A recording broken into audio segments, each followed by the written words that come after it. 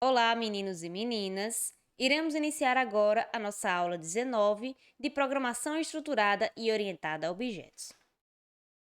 Na aula passada, nós iniciamos o estudo sobre Programação Orientada a Objetos, onde vimos um pouquinho do histórico, como surgiu esse tipo de programação, vimos sobre objetos e classes. E hoje vamos nos aprofundar no estudo das classes em Java, porque para desenvolver o programa orientado a objetos, precisamos criar essas classes. E o que seria uma classe? Uma classe é como um tipo de objeto que pode ser definido pelo programador para descrever uma entidade real ou abstrata. E como definimos uma classe? Aqui nós temos a sintaxe, onde temos o qualificador, class, nome da classe e a declaração dos atributos da classe e dos métodos desta classe. Então, o qualificador de acesso vai determinar a visibilidade da classe, que pode ser public ou private. A public vai ser a classe pública, onde poderão ser visualizadas dentro do seu próprio pacote. Já a private ou classe privada são acessíveis por qualquer classe de qualquer pacote. E se o qualificador for omitido, a classe será privada por padrão. Então, o nome é o que vai identificar a classe. E há um padrão entre os programadores de sempre iniciarem os nomes de classes com letras maiúsculas. Mas apesar de ser uma boa prática, seguir este padrão não é uma obrigação. Então, como exemplo, temos aqui uma imagem para ilustrar a criação de uma classe chamada conta, para representar os dados de uma conta bancária.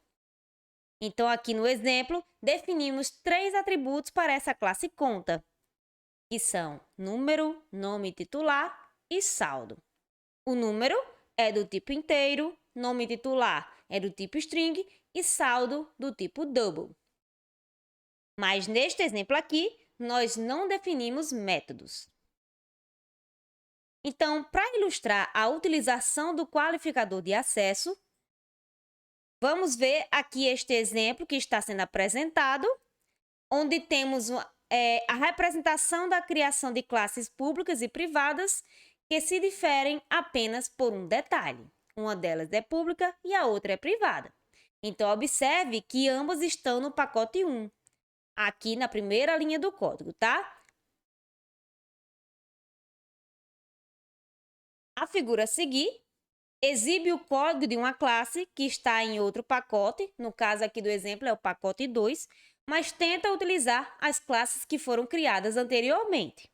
Então, essas linhas que estão sublinhadas em vermelho indicam um erro no NetBeans. E esses erros aconteceram exatamente nas linhas em que tentamos utilizar a classe privada em um pacote externo ao pacote que ela foi criada. Então, observe que como a classe outro pacote está em um pacote diferente das classes que definimos anteriormente. Então, é preciso importar as classes antes de utilizá-las, como nós temos aqui no nosso exemplo. Criação de classes no NetBeans. Como a gente faz para criar uma classe neste programa? Para criar a classe, vamos fazer os seguintes passos. O primeiro é criar um projeto no NetBeans. Com o botão direito do mouse no projeto criado, você vai clicar em New, depois em Java Class e depois escolher o nome da classe, que no exemplo será carro. Então, aqui nós temos uma imagem onde apresenta um esquema de criação da classe carro em Java, certo? Então, aqui a gente tem uma classe chamada de carro, com seus atributos, ou conjunto de características dos objetos da classe carro. Nós temos aqui o tipo, cor, placa, número de portas. A palavra class é obrigatória para indicar a criação de uma classe. O nome da classe escolhida pelo programador foi esse daqui, né? Que no caso do nosso exemplo foi carro. Então, por padrão, vamos utilizar sempre a letra maiúscula para representar uma classe. Tipo de atributo. Todo atributo deve ter um tipo que pode ser tipo de dado primitivo ou nome de classe ou interface. No tipo de dado primitivo, nós temos inteiro, real, booleano e caractere, que são tipos primitivos que nós já vimos em aulas anteriores, inclusive em outras matérias, como, por exemplo, lógica de programação e outras. Constantes. Para declarar uma constante, nós usamos a palavra final antes da declaração do atributo e inclua um valor inicial para este último. O valor de uma constante não pode ser mudado. Então, aqui nós temos um exemplo de uma constante que é representado pela classe matemática, certo? Como vocês podem perceber, nós temos duas constantes aqui. Seria o número π e a dezena. E uma das exigências da linguagem Java são os blocos que definimos o comportamento da classe e de seus métodos. Um bloco é definido por chaves que contém um grupo de outros blocos. Quando o novo bloco é criado, um novo escopo local é aberto e permite a definição de variáveis locais. As variáveis definidas dentro de um bloco só podem ser vistas internamente a esse e são terminadas no final da execução do bloco por uma chave que está fechando. E aqui nós temos a declaração dos atributos, porque quando criamos uma classe em Java, vamos precisar declarar os atributos e os métodos desta classe, certo? Então, para declarar um atributo, utilizamos esta sintaxe que eu estou apresentando aqui para vocês. Nós temos o qualificador, que vai ser o qualificador de acesso, que vai determinar a visibilidade do atributo. É opcional e, se não informado por padrão, o atributo vai ser protegido ou protected. Nós temos também o tipo de atributo, que é o tipo primitivo ou classe que define um atributo, e o nome do atributo, que vai ser o nome que identifica este atributo. Então, aqui nós temos um exemplo desta declaração de atributos, onde foi saldo, nome e endereço. Então, além das características ou atributos, os objetos também devem ter comportamentos que expressem as ações possíveis de serem executadas, pois uma pessoa, por exemplo, precisa desenvolver atividades como andar, correr, estudar. E se pegarmos o objeto carro, por exemplo, podemos dar ações para ele. No caso aqui, nós temos a classe carro com os seus atributos, certo? Então, observe que temos dois métodos, setCore e getCore, que servem para definir e recuperar o valor do atributo core. Então, perceba que adicionamos a palavra this antes do atributo core, né? Bem aqui. Essa palavra-chave vai representar a instância da classe carro e está sendo usada para corrigir o problema de ambiguidade gerada pela definição de um parâmetro com o mesmo nome do atributo de classe no método setCore stringCore. Ou seja,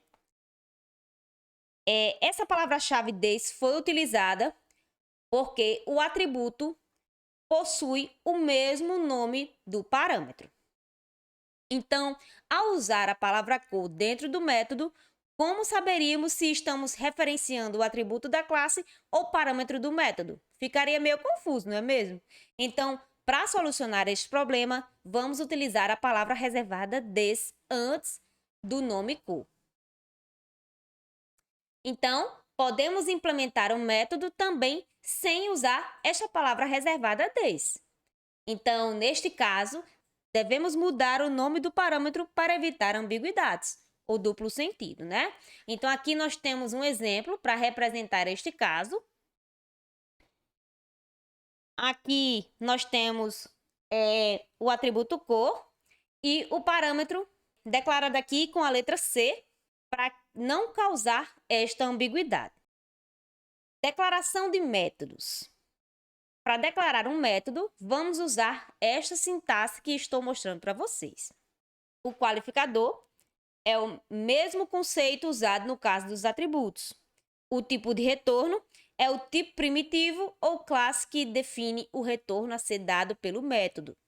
O nome do método vai ser o que vai identificar o método e o corpo do método é o código que define o que o método faz. Então, aqui nós temos um exemplo da declaração de método e na figura a seguir nós temos uma nova versão da classe conta, agora com o método depositar. E este método vai receber como parâmetro o valor a ser depositado na conta e soma esse valor ao saldo da conta. Então, observe que no lugar do tipo de retorno do método foi utilizada a palavra void, para simbolizar que nenhum valor será retornado pelo método. E o uso da palavra void em Java é o mesmo que é feito na linguagem C.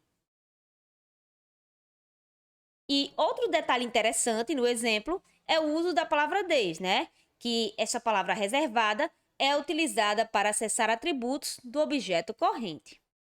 E esta palavra des é obrigatória apenas quando temos um argumento ou variável local de mesmo nome que o atributo. Entretanto, é recomendável sua utilização, mesmo quando não obrigatório, por questão de padronização.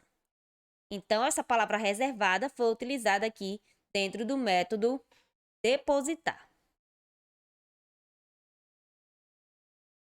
E aqui nós temos o método sacar, que vai receber como argumento o valor a ser sacado.